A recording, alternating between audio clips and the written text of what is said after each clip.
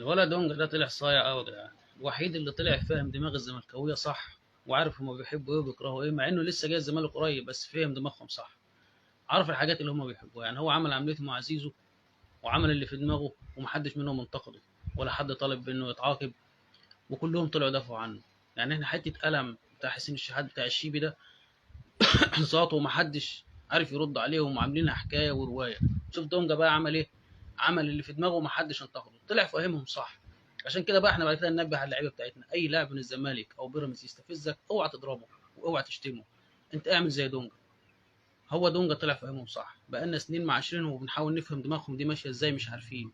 دونجا اللي لسه جاي قريب فهم الفوله، هو الوحيد اللي عرف من اين تؤكل الكتف، وعمل اللي في دماغه ومحدش عاقبه. وحتى الرابطه نفسها تقريبا بيحبوا الحاجات دي ولا ايه، واتحاد الكوره تقريبا برضه بيدافعوا عن نفس المواضيع ديت، بيحبوا هم الحركات الحلوه بتاعت اللي عملها دونجا.